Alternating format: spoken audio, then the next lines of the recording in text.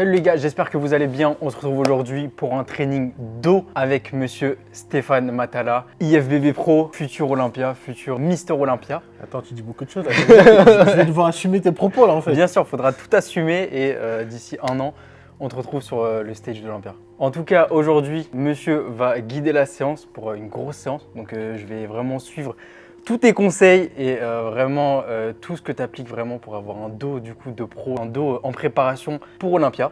Donc ça va être vraiment énorme. J'espère que vous allez vraiment aimer la vidéo. N'hésitez pas à liker déjà et à activer la cloche, vous abonner pour la vidéo et c'est parti.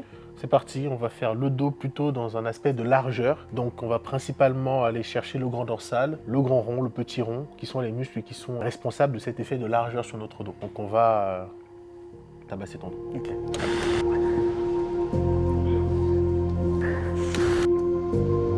Premier exercice, on va faire du tirage vertical à la poulie. Ici, on a des prises mag, c'est vraiment parfait pour aligner les fibres du grand dorsal, du grand rond et du petit rond. On va commencer avec une bonne intensité de travail, donc ce qui implique un volume plutôt léger.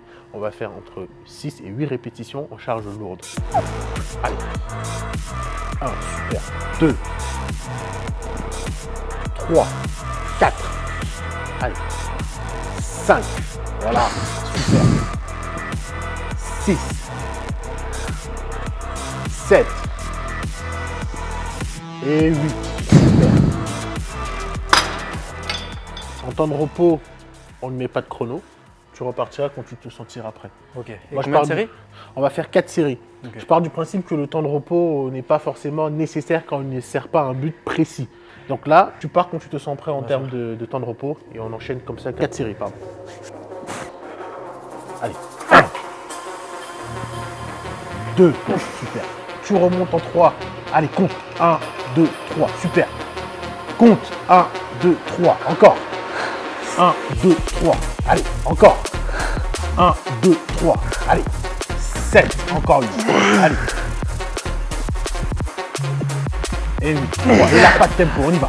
On voit tout. 1, 2, 3, encore. 4, allez. 5 jusqu'à 8. 6, 7, et la dernière, tout seul. Encore, super.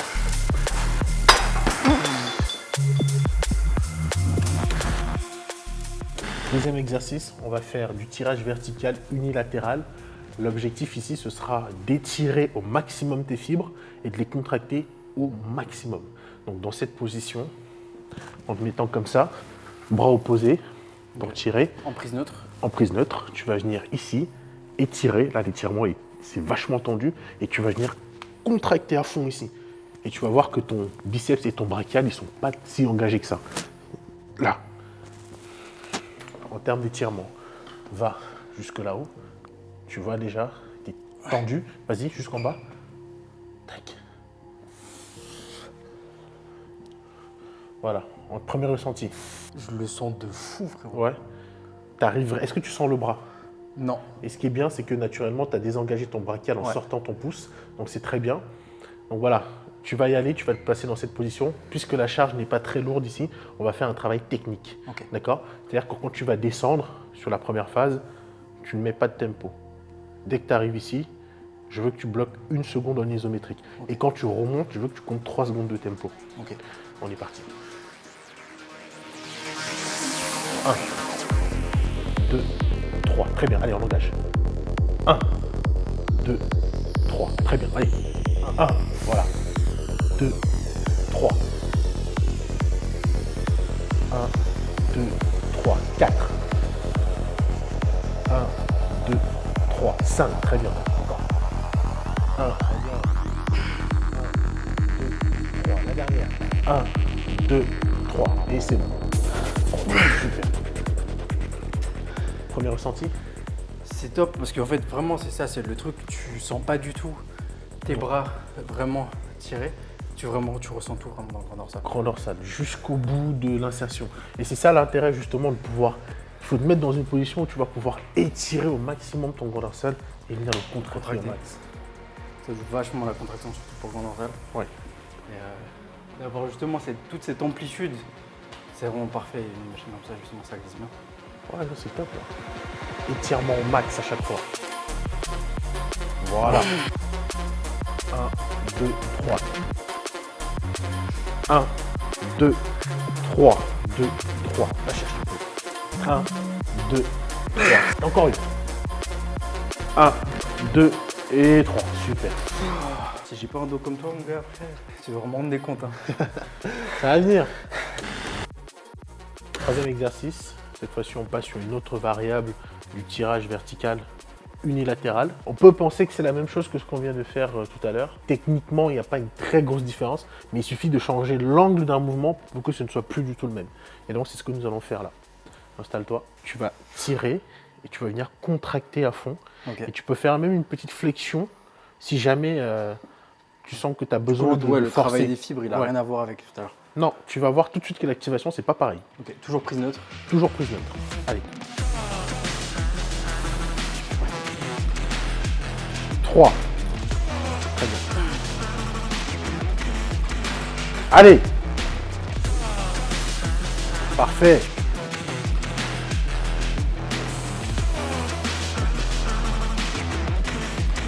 Et 12. Super. Maintenant, tu vas faire un posing du dos. Double biceps de dos. Relâche un peu.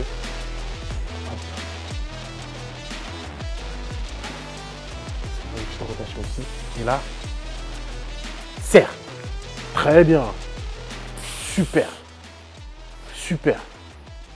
Et relâche. Super. Là, en termes de ressenti par rapport à la première, qui était très semblable à celle-ci, qu'est-ce que tu en penses? Le ressenti, il n'a rien à voir. Ouais. Franchement, l'angle, ça change tout. Et c'est ça, le ressenti, même si ça va être toujours le grand dorsal, Oui. il va vraiment être différent. Et tu fais toujours du coup des séances dos qui vont être. Tu vas faire déjà une séance dos ou deux séances dos avec des focus différents. Deux avec des focus différents. Okay. Il y en a un qui sera axé largeur. On va vraiment aller taper beaucoup les rhomboïdes, les trapèzes, le trapèze inférieur, les lombaires, etc. Avec beaucoup de soulevés de terre en amplitude complète et demi-amplitude, beaucoup de rowing, ouais. Beaucoup de travail des trapèzes. Et aussi, je vais aller chercher l'infraépineux et le deltoïde postérieur. Même 2 séances par jour sur certains jours. Pas tout le temps, mais sur certains jours. Par exemple, le matin, je ferai un petit groupe musculaire et le soir, j'en ferai un gros. Mais bon, faute de temps, je ne peux pas le faire. C'est sûr, ça prend beaucoup de temps. Mais ça te permettrait quand même d'encaisser un volume qui ne serait pas si grand.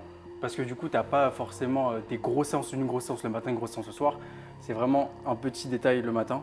Ouais, une grosse séance le soir. Ouais. Tirage horizontal avec le poignet, comme tout à l'heure. On va chercher toute cette configuration, les trapèzes, l'arrière de l'épaule, donc le deltoïde postérieur, l'infraépineux, les rhomboïdes. Tu tires et avec un tempo. Du coup, je fais focus pour tirer un peu plus vers le haut que vers le bas, grand dorsal. Exactement. De toute façon, ici, avec l'étirement grand dorsal, pour moi, et uniquement pour moi, je trouve que c'est pas... Il est limité avec la poignée-là. Ouais. Il est limité. Allez, c'est parti. Combien de reps? 8 comme tout à l'heure, parce que tu vas faire du technique. Allez. 1, 2, c'est parti. 1, 2, 2. Allez. 1, 2, 3. Encore. 1, 2, 2, 1. Allez, on y va. 1, très bien. Jusqu'à l'échec. Allez, allez. Encore. Encore. Encore. Allez. Encore. T'es pas à l'échec. Encore. Allez, allez, allez, allez, allez. Encore. T'es pas à l'échec. Encore. Voilà. Voilà ce qu'on appelle s'entraîner proche de l'échec. Ou à l'échec plutôt. Là, t'es vraiment allé à l'échec. Pas du tout l'habitude, frérot. Ah, travailler comme ça, c'est épuisant. Hein. Ouais. C'est épuisant. Faire d'abord du tempo et ensuite enchaîner les reps comme ça. Ouais, en fait, tu divises ta série en 4 phases. Ça te permet d'aller plus loin en fait. Ça te permet d'aller plus loin, d'intensifier ton entraînement. Typiquement, je l'ai fait exprès pour corroborer ce qu'on disait tout à l'heure par rapport au volume et intensité, dans la FAQ notamment. Ici, on est sur un volume relativement moyen, avec une intensité qui est plutôt forte, et tend vers l'intensité forte. J'ai divisé ta série, ou plutôt ta répétition en plusieurs séquences. Tu vas avoir la phase concentrique, quand tu vas tirer. Donc je pourrais très bien décider, sur la première phase, tu mets 3 secondes. Donc tu fais 1, 2, 3, mais en fluide. Sur la deuxième phase, cette fois-ci, quand tu arrives ici à l'isométrique, je peux t'obliger à tenir l'isométrique. Maintenant, quand tu vas relâcher sur la phase excentrique, je peux te demander d'appliquer un tempo. Donc tout ça, c'est une façon d'intensifier ton travail sur le dos. On peut encore aller plus loin, comme j'ai essayé de faire ici sur cette série. Je t'ai demandé, à la fin de ce travail technique, d'aller chercher des répétitions, là pour faire du volume aussi. On a vu que ta technique s'était un peu dégradée, que des muscles forts prenaient le dessus, les biceps notamment. Donc voilà, c'est un truc qu'on fait sur la fin de l'entraînement pour augmenter le volume. On va aller cette fois-ci travailler toute cette partie haute là, donc que ce soit les trapèzes, les rhomboïdes, l'infraépineux, le deltoïde postérieur, avec le tirage ici unilatéral. Si on veut travailler le grand dorsal, ce sera plutôt cette prise. Ouais. Si on veut aller plus haut, ce sera cette prise. Un peu comme quand vous faites du tirage horizontal, tout dépend de la direction que vous allez donner à vos poignets ou à votre barre. En fonction de la direction que vous lui donnez, vous engagez un muscle différent. On va vraiment la partie où je suis rincé là. 1, très bien, on y va. 2, très bien. 3, alors. Super. Étire, étire, étire. Voilà, parfait. Très bien. Et 8. Bien fait. Bien joué. Oh, j'ai les trapèzes en feu. Normal, tu tires beaucoup avec tes trapèzes. Ouais, énormément.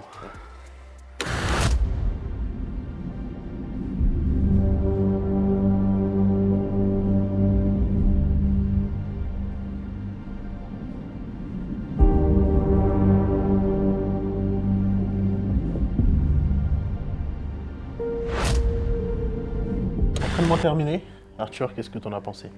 J'ai pas l'habitude de faire que le dos. Donc ça, je te l'avais dit au début de la séance. Mais ça m'a vachement taxé, enfin, ça m'a vraiment tué sur tous les exercices. Donc j'ai vraiment une congestion de malade et à la fin, tenir les pauses, c'était vraiment un supplice, vraiment. Mais très très bonne séance, donc on voit très bien qu'on n'est pas forcément obligé de faire un bro split ou du dos biceps ou une séance pull ou n'importe. Vraiment, c'est adapté à chacun et voilà. C'était vraiment une excellente séance, j'ai vraiment très bien senti mon dos. Donc merci à toi déjà, j'espère avoir ce dos de IFBB Pro un jour. On recommence la séance plusieurs fois par semaine avec un petit magique.